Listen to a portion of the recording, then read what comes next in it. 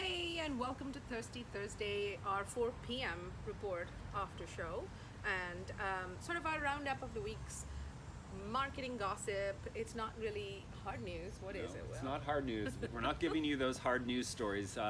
What we give you is the softer news of the week, or what we belovingly call it, flaccid news. So get ready for some flaccid news, kids. There's no Globe and Mail around here.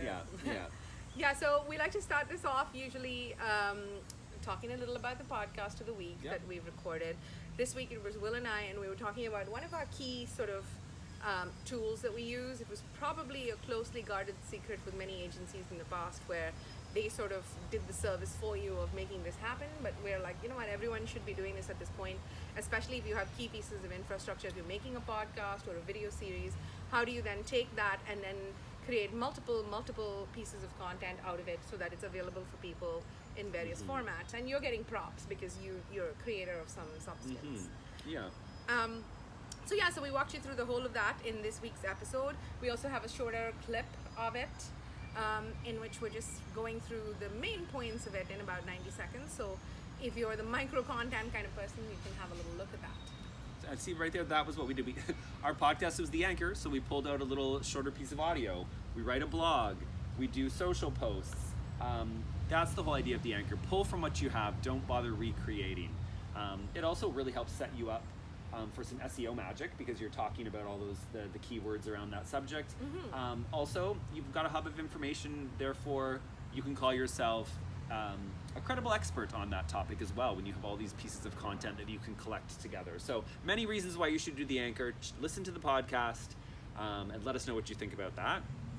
Then what do we have on our thirsty list? Let's talk about Clicktivism. And why we're talking about this? Well, it's hard not to talk about it this week. How many women have posted on their social feeds that black and white picture of themselves with the hashtag challenge accepted.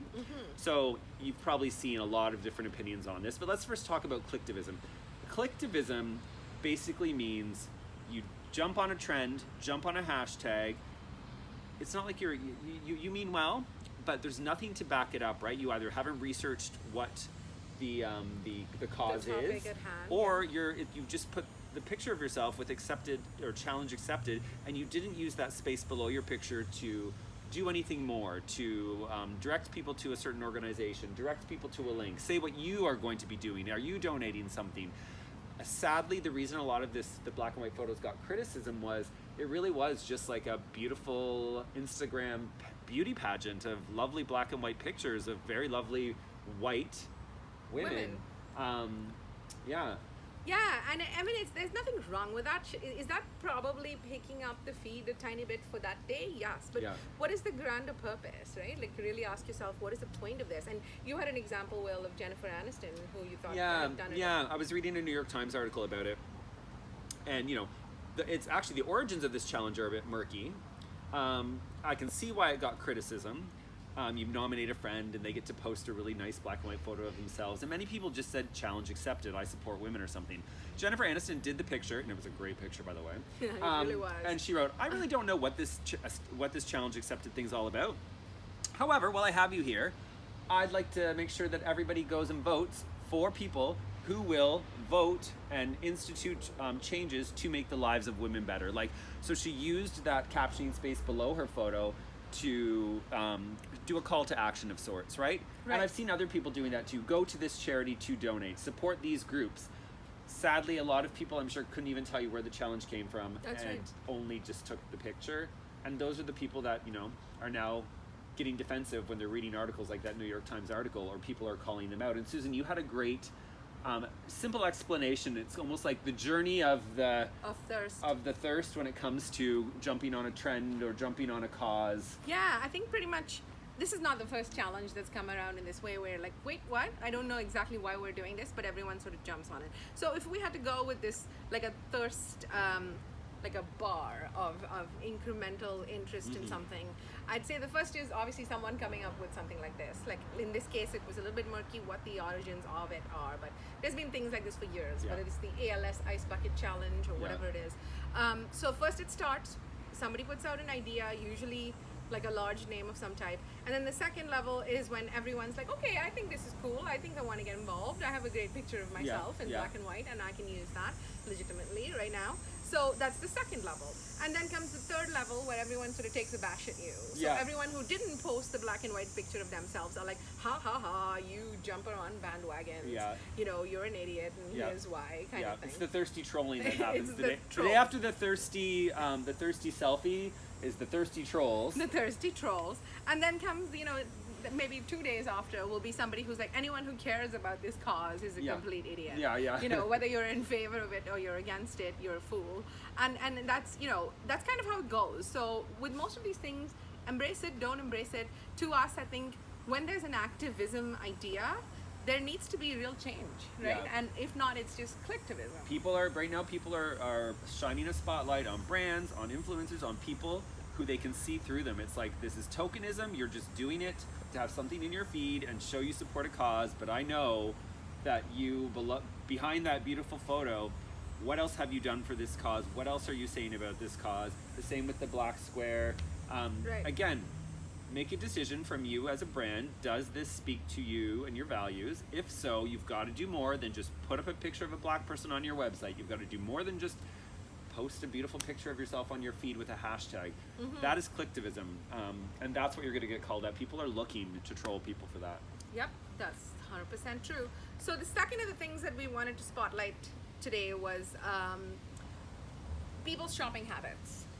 Obviously, with COVID in the last 4 or 5 months, many people who previously didn't shop online for many things are now shopping online. So this means that the platforms themselves, whether it's the grocery platforms or the, you know, the food, the drink, the clothing, all of your basics, they're stepping it up on the platforms themselves. And I've said that I've been a long-term fan of Instacart, and I've used them to shop for groceries since when they've been in Canada, because that's just one of my least favorite things. I don't like to go out and shop for groceries. But in the last few months, I've seen that they've really made their sort of experience a bit better. They've brought newer stores into it. You know, we've had a couple of times where, let's say the order went wrong or whatever, they're always quick to like fix it and give you back your money. So I'm a fan. And recently what interested me was the fact that they added Costco to their list of stores that you can shop from. I think they've had it in the US for a while, but in Canada it's only just come in. So this just goes to show that people are building it up a bit more. You know, they're really expanding this online shopping thing, because I don't think that's going anywhere. Like, I'm no longer the only freak that wants my groceries at 10:15 on a Wednesday. There's a lot of other people out there that want it similarly simple, and they're trying to cater to that. And this goes for like, the food channels as well, but you know, there's a downside to it. I was one thing I wanted to bring everyone's attention to. You know, we want to support our local restaurants. Unfortunately, a lot of us order from our local restaurants through Uber Eats or other meal delivery like services. And Uber Eats is the worst. They take up to 30% of the cost for themselves. So there's a change.org, there's a petition you can sign for, I think it's just for Toronto, for this municipality, to put a law in place where the maximum commission they can charge is 15%, which would cut it in half for a lot. Or contact your favorite restaurant and ask them what's the best way to be ordering from them. I want to see all my little local restaurants survive, and I don't want them to be paying out like a third of the money they make to Uber. A place like Fresh just launched their own app where you get points. It's cheaper food, it's delivery, you know, Fresh, the local vegetarian yummy food chain. So I think more and more people are going to be doing that, but I'm going to be a lot more conscious of not using Uber, and I'm going to go sign that petition. Yeah, because at one point the only way to get that restaurant's food was through Uber, and now they're making efforts to do it themselves. It might be fragmented for some, where you're like, oh, I can't go get the apps of all of the restaurants and whatever, but like, you know, when you talk about really thinking local and trying to make sure that your community thrives, this might be something to think about. And then finally, we got to go, Susan. So one last thing, we're launching a book club tomorrow. The first book is Good to Great by, is it Jim Collins? Yes, it's Jim Collins. It's about the idea of flywheel. So flywheel, if you want to know about that and you want to have fun with us in a book club, look for the post tomorrow and sign up. Yep.